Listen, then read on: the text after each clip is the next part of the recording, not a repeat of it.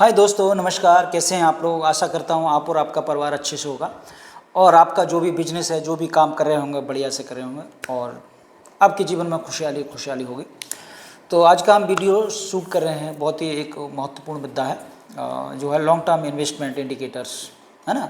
मतलब लंबे समय तक किसी जो इन्वेस्टमेंट करते हैं उसमें कैसे बने रहें और कैसे पहचानें कि वे अगर हम किसी स्टॉक को बाय कर लेते हैं और अपने पोर्टफोलियो में रख लेते हैं तो हम उसको कैसे लंबे समय तक रख पाते हैं। कौन कौन सी चीज़ें ऐसी हैं जिनके देख करके हम उस स्टॉक को अपने पोर्टफोलियो या डीमेट अकाउंट में मेंटेन रख सकते हैं, है ना।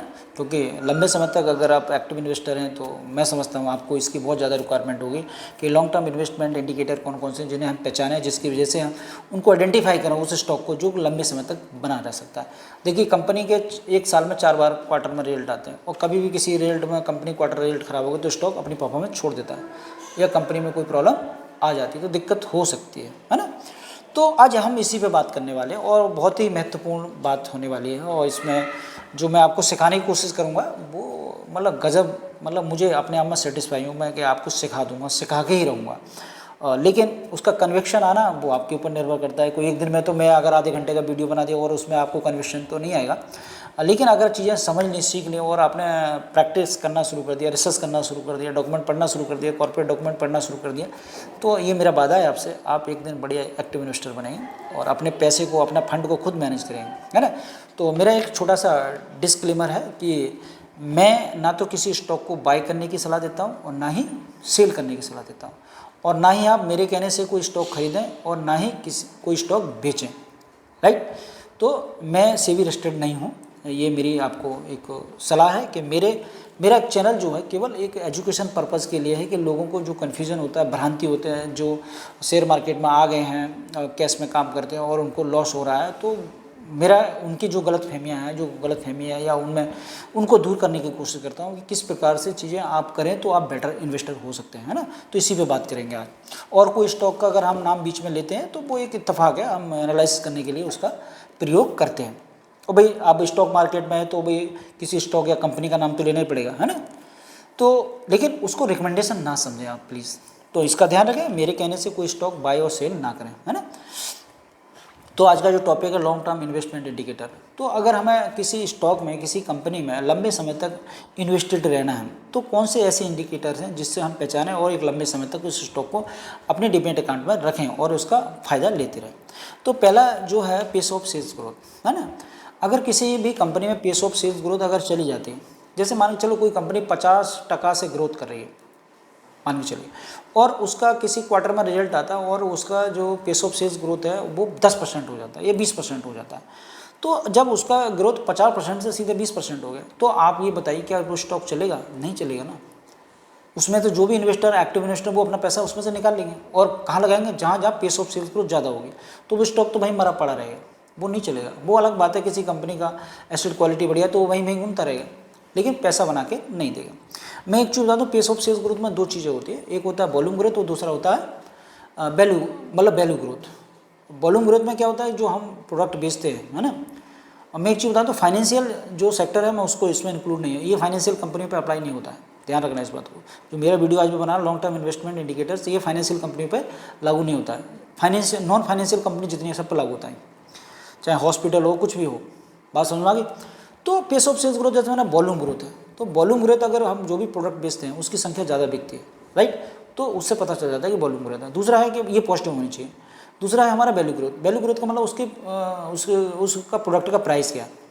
अगर हम कोई डिस्काउंट नहीं देते हैं, कोई कमीशन नहीं देते किसी को, डायरेक्ट बेचते हैं, सॉलिड हम काला ऊंचा करके अपना माल बेचते हैं कि प्रोडक्ट की हमारी क्वालिटी बढ़िया है, तो दोनों अगर पॉजिटिव है तो इससे पेस ऑफ सेल्स ग्रोथ कहते हैं। और अगर ये सेल्स ग्रोथ अगर ज़्यादा है ना, तो स्टॉक पैसा बना के देता है। और किसी स्टॉक की अगर क्वार्टर टू क्वार्टर अगर पेस ऑफ सेल्स ग्रोथ बढ़िया आ रही है और मेंटेन है ना, तो उस स्टॉक को आप अपने डीमैट अकाउंट में रखिए, उससे घबराने की जरूरत नहीं, क्योंकि जब पेस ऑफ सेल्स ग्रोथ बढ़िया होती है तो बाकी चीज़ अपने आप सही हो जाती है। फिर आपको नहीं देखना है कंपनी में डेट कितना है, डेट से कोई फर्क नहीं पड़ता, कैश फ्लो कितना है उससे कोई फर्क नहीं पड़ता, बस पेस ऑफ सेल्स ग्रोथ आना चाहिए। जिसके पास डेट होगा तो भाई उसके पास भूख होगी काम करने की, तभी तो वो ऋण लेगा, और जिसके पास पैसा नहीं होगा, पैसा आएगा बिजनेस में लगाएगा, तो उसके पास कैश फ्लो कहाँ से होगा, ये आप दिमाग से सोचिए, राइट। तो ये बात होगी। दूसरा है मार्जिन या operating leverage. Operating leverage margin जो होता है, कंपनी को अगर प्रॉफिट होता रहा, है ना। ऑपरेटिंग लेवरेज क्या होता है? ऑपरेटिंग लेवरेज जो होता है जैसे हम दो प्रकार की कॉस्ट होती है, एक होती है फिक्स कॉस्ट और दूसरी होती है वेरिएबल कॉस्ट, है ना। तो वेरिएबल कॉस्ट क्या होती है, जैसे जैसे हम उत्पादन करते हैं तब वो उसमें बढ़ती है, जैसे उत्पादन ज़्यादा बढ़ाएंगे तो वेरिएबल कॉस्ट बढ़ेगी, है ना। लेकिन फिक्स कॉस्ट क्या हमारी कॉन्स्टेंट होती है, स्थिर होती है। जैसे हमने कोई प्लांट बैठाया और ये प्लांट में जो मशीनरी है, लैंड है, जो भी रॉ मटेरियल है, वो सब क्या फिक्स कॉस्ट का पार्ट है, और लेबर है, वर्कर है। तो अगर हम उसी से, जैसे मान के चलिए, अगर उसी लेबर के साथ उसी प्लांट में जो भी हमारी फिक्स कॉस्ट है, अगर मान के चलो कोई कंपनी एक प्लांट है, मान 10 गाड़ियाँ बनाती है महीने में, इस साल में, है ना, और वही प्लांट अगर साल में 20 गाड़ियाँ बनाने लगे, तो उसका पेस ऑफ सेल्स को डबल हो गया, नहीं हो गया।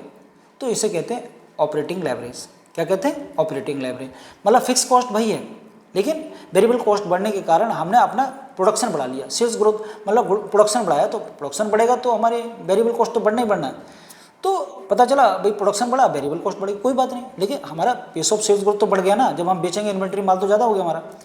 तो ये क्या कहलाता है, ये ऑपरेटिंग लेवरेज कहलाता है। मैं एक चीज़ बता दूँ, अब इसका कंपेरिजन कैसे करते हैं, इसको हम देते हैं पैट मार्जिन। अगर मान के चलो उसका उदाहरण हो, किसी कंपनी का पेस ऑफ सेल्स ग्रोथ 50% है, बात समझ रहे हैं, और उसका पैट मार्जिन 60 या 70% है, तो ये मान के चलिए उस कंपनी को ऑपरेटिंग लेवरेज मिल रहा है।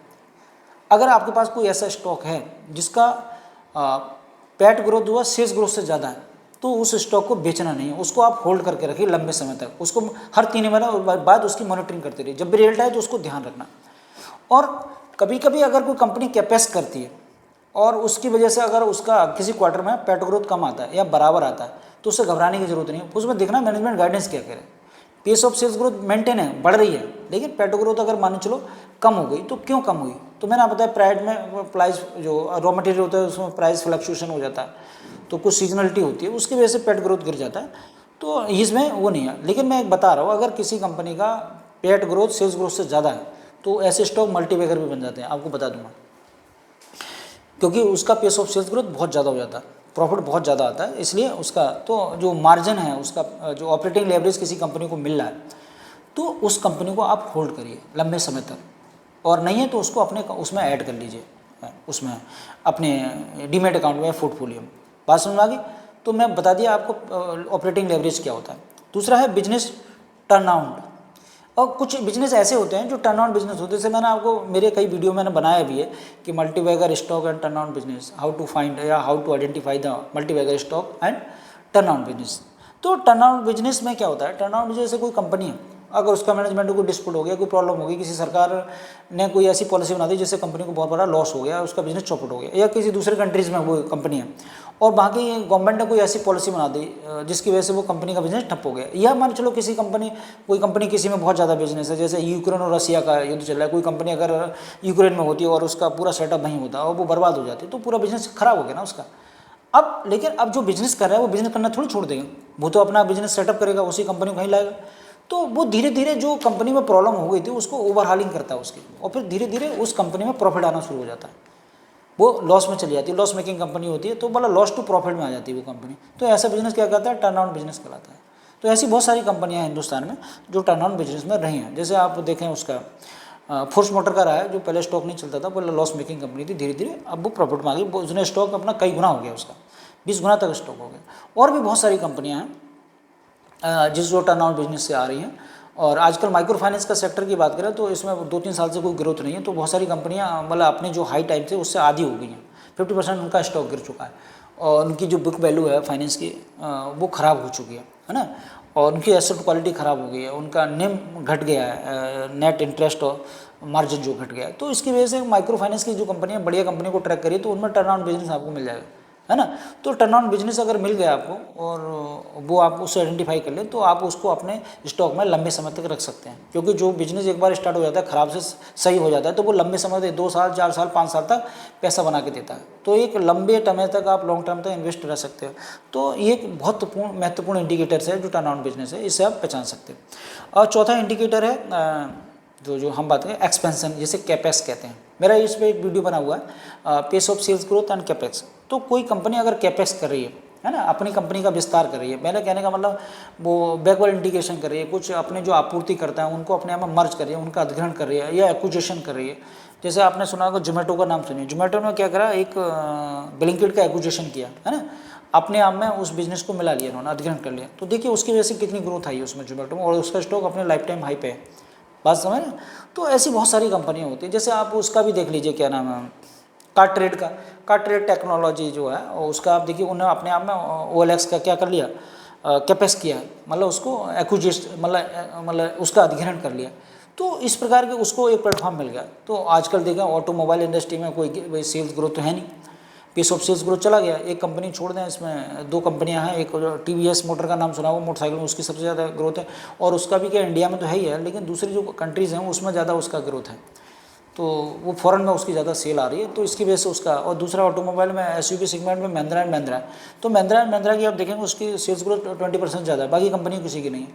तो इनको क्या भाई, इनका जो प्रोडक्ट भी बढ़िया है, वो इन्होंने क्या कैपेस किया है, और ये चीज़ों को सही से करने की कोशिश कर रहे हैं।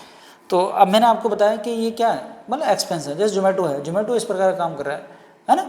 तो इस प्रकार की चीज़ें अगर होती हैं, कैपेस करती है कोई कंपनी या एक्सपेंशन करती है अपने बिजनेस का, तो ये आइडेंटिफाई करिए कि कितना कैपेस किया, और कैपेस कर लिया, कंप्लीट हो गया नहीं हो गया।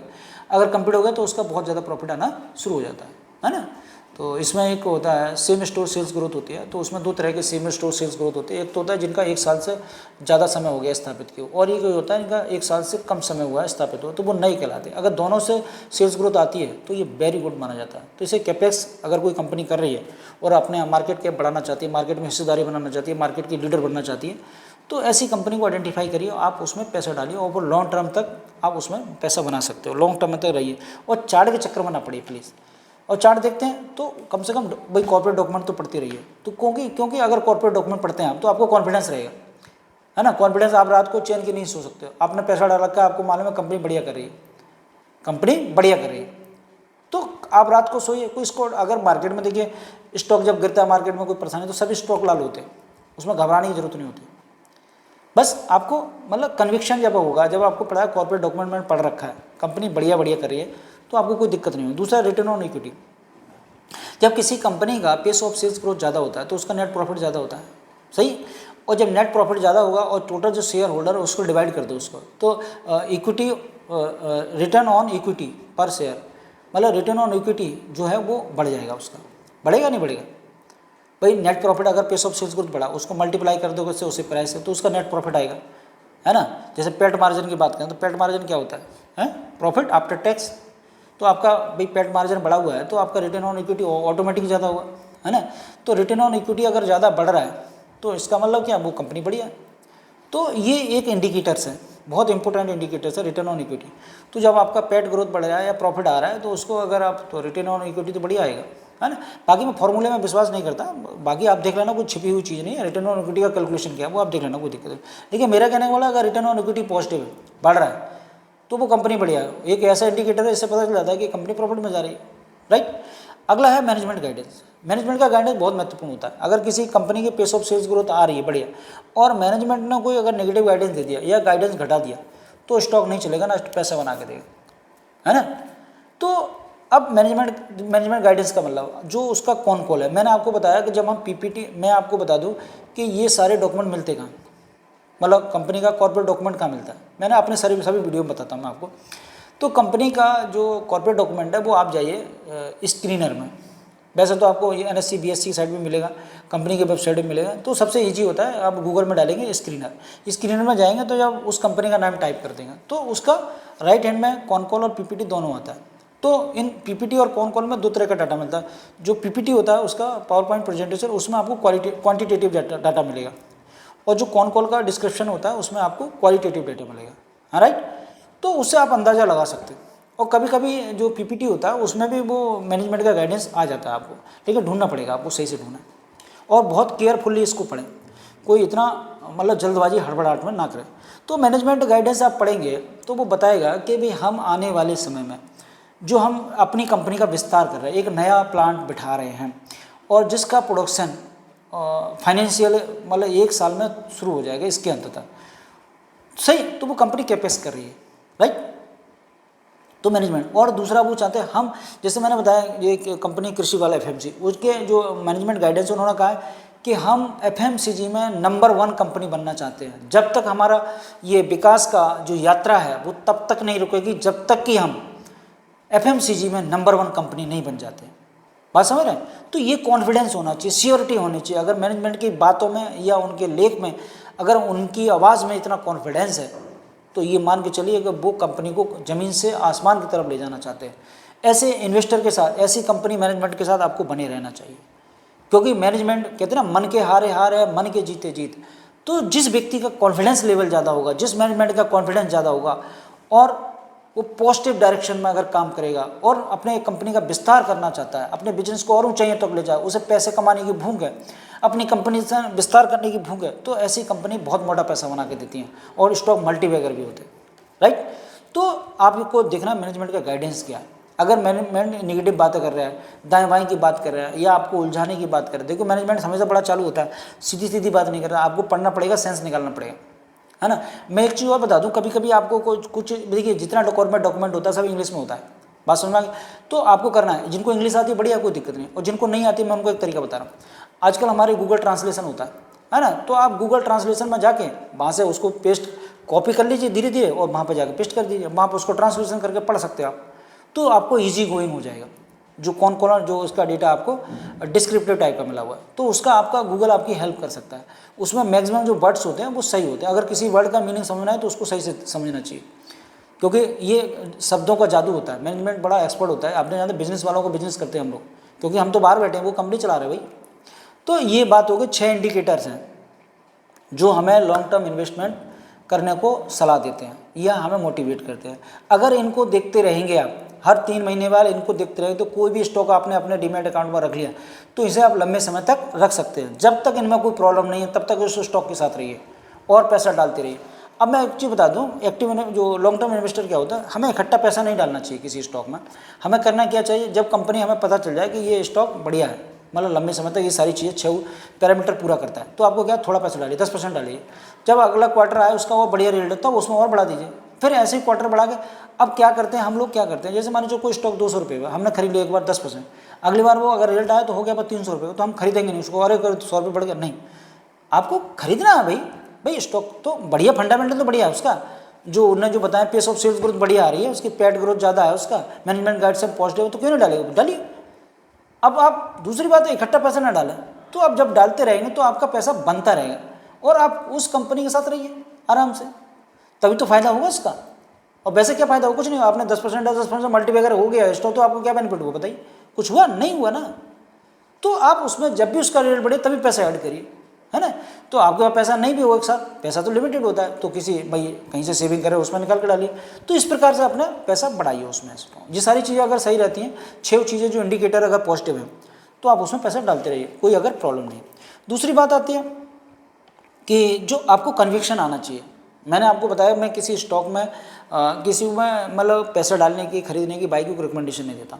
तो जो मैंने आपको चीज़ें बताई हैं, अगर आप कॉल में पढ़ के आपको कॉन्फिडेंस आता है, कन्विक्शन आता है, तब आप किसी स्टॉक में पैसा डालिए, आपका पैसा बहुत महत्वपूर्ण है, इसमें कोई दिक्कत। दूसरी बात, आप एक रखिए हॉलिस्टिक, जब आप पढ़ लें तो हॉलिस्टिक अप्रोच रखिए, सारी चीज़ों को समझाइए। दूसरा है, और do not come to quick judgment. जब आप पीपीटी और कॉल को पढ़ लें तो एक ऐसी अप्रोच रखिए कि मतलब जब चीज़ें सही हैं, मतलब पूरे सब जो मैंने आपको 6 चीज़ें, 6 को 6 सही हैं, आपके पैरामीटर पर जो मैंने बताया उस पर खरी उतरती हैं, नहीं उतरती हैं। अगर नहीं उतरती हैं तो आप उस स्टॉक में ना जाइए। आपको लगता है कि सही खरी उतर रही हैं तब, और कोई डिसीजन लेके तुरंत जजमेंट नहीं करना है। आप सोचिए, समझिए, एक बार समझ में ना दोबारा पढ़िए उसको, थोड़ा टाइम लगता है। तो जब टाइम क्या, धीरे धीरे आपकी हैबिट पड़ जाएगी, और फिर अभी आप एक कॉल को आधे घंटे पढ़ते हैं, बाद में आप 10-15 मिनट पढ़ लेंगे, 5 मिनट पढ़ लेंगे, तो ये चीज़ें आपको सही हो जाएगी। तो मेरा कहने का मतलब है कि कॉर्पोरेट डॉक्यूमेंट को बहुत ही सावधानीपूर्वक पढ़ना चाहिए, क्योंकि आप उसको पढ़ने के बाद अपना जो वैल्यूएबल पैसा है वो उस स्टॉक में, उस कंपनी में निवेश करने जा रहे हैं। तो ये आपको बहुत ही सावधानी से करना है। दूसरी एक चीज़ बता दूं, जैसे मैंने आपको ये बात बता दी, तो ये आधे घंटे का वीडियो हो सकता है, तो मैं ये गारंटी नहीं देता आधे घंटे में आप सीख गए और वो एक्टिव इन्वेस्टर बन गए, आप कल से पैसा शुरू कमाना, नहीं, ऐसा नहीं होगा। ये बात सोच लेना। ये कब होगा, जब बार बार पढ़ेंगे आपको। कोई स्टॉक ऐसा भी सेलेक्ट हो जाएगा अब जो इन पैरामीटर पर नहीं होगा और आप जल्दबाजी में डिसीजन लेंगे, तो आपको हो सकता है थोड़ा बहुत नुकसान हो जाए। लेकिन तो आपको जब बार बार प्रयास करेंगे, पढ़ेंगे, फिर खरीदेंगे, फिर बार बार प्रयास करेंगे, तब जाके आपका कन्विक्शन आएगा। तो तो उसमें 90 दिन भी लग सकते हैं, 1 महीना भी लग सकते हैं, ये आपके ऊपर डिपेंड करता है। तो ये सारी चीज़ें। दूसरी बात आती है, मैं आपको बता दूं कि स्टॉक बाय करना तो मैंने बता दिया आपको, अब सेल कब करना चाहिए। अगर किसी स्टॉक में आप लंबे समय से पैसा डाल रहे हैं, बहुत साल हो गए, 4 साल 5 साल 10 साल हो गए, और सब चीज़ें पॉजिटिव आ रही हैं, तो ऐसा तो है नहीं कोई कंपनी हमेशा सही रही ना, कभी ना कभी तो उसको प्रॉब्लम आई है। तो हर क्वार्टर का रिजल्ट आपको पढ़ना है, उसका कौन कॉल पढ़ना है। जब भी कोई स्टॉक आपके पास रहेगा, उसका कंपनी का एक आपके पास मैसेज या मेल आएगा कि इस तारीख को इस कंपनी का कौन कॉल है, मीटिंग है, तो उसकी मीटिंग अटेंड करनी है आपको। अगर उस मीटिंग में जो मैनेजमेंट गाइडेंस है उसका पेस ऑफ सेल्स ग्रोथ कम हो जाता है या मैनेजमेंट गाइडेंस घटा देता है, एक क्वार्टर में किसी में कोई प्रॉब्लम आती है, कोई और दूसरी प्रॉब्लम आ जाती है, तो उस स्टॉक में पैसा डालना बंद कर दीजिए। एक तो ये तरीका, उस स्टॉक में पैसा ना डालिए, कोई और बढ़िया स्टॉक उस पर डालिए। अगर मान के चलिए उसका सेल्स ग्रोथ 60% से 10% आ जाता है, वो लंबा बहुत बड़ा ब्लंडर हो जाता है, तो आप जब कॉन कॉल में उसी समय उस स्टॉक को बेच दीजिए, क्योंकि जो आपने प्रॉफिट कमाया उसे थोड़ी आप फिर उसका बाइंग प्राइस पे बेचेंगे, नहीं, जो प्रॉफिट है तुरंत बेचिए, उसको तुरंत निकलिए, और कितना ही पैसा दिया हो उसके साथ आपकी कोई रिश्तेदारी नहीं है, आप तो मार्केट के बाहर बैठे हो, वो कंपनी कोई और चला रहा है, तो आप अपना पैसा निकालना चाहिए। तो मैंने आपको बताया पैसा, किसी स्टॉक को बाय करना आसान होता है लेकिन बेचना बहुत मुश्किल होता है, हमारा उसके साथ इमोशन जुड़ जाता है। लेकिन आपको सबसे पहले क्या, बाय तो कहीं भी कर लीजिए, कोई दिक्कत नहीं है, लेकिन बेचना सही टाइम पे बहुत जरूरी होता है, नहीं तो फिर आप प्रॉफिटेबल नहीं हो पाएंगे। तो स्टॉक से सही समय पे बेचना, सही समय पे पोजीशन काटना, सही समय पे पैसे नहीं डालना, ये डिसीजन मेकिंग बहुत स्ट्रांग होनी चाहिए। तो मार्केट क्या है, इमोशनल गेम, तो ये माइंड गेम है।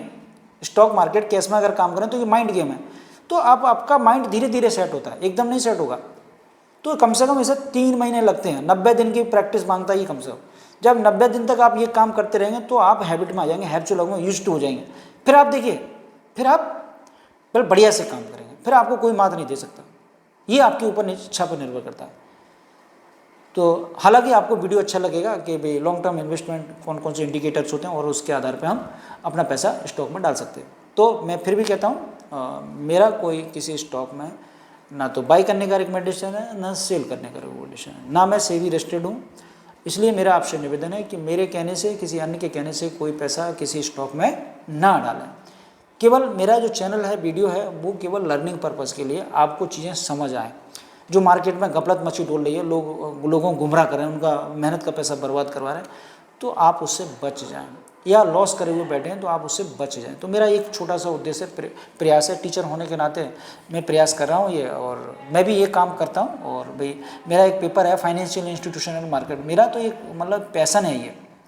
और लेकिन मैं अपनी वाइफ का जो पोर्टफोलियो है मैं उसको मैनेज करता हूँ, सारा जो भी कुछ करता हूँ मैं उनका करता हूँ, मतलब मेरे नाम पे कुछ भी नहीं है।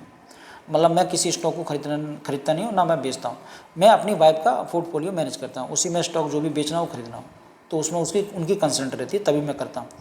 सही, तो मेरी एडवाइस पे मैं उनको एडवाइस करता हूँ। तो मेरा आपसे यही निवेदन है, बस बड़ा सावधानी से रखिए और अपना ख्याल रखिए। आपका पैसा बहुत महत्वपूर्ण है, और जिस पे आपके बच्चों का भविष्य टिका हुआ है और आपका फ्यूचर टिका हुआ है, तो उस पैसे को सही जगह निवेश करें, सही से करें, पढ़ के करें और सावधानी पूर्वक करें, उसके मैनेजमेंट आप स्वयं करें, मेरी यही आशा है। और इसी के साथ बात खत्म करते हैं। जय हिंद, जय भारत।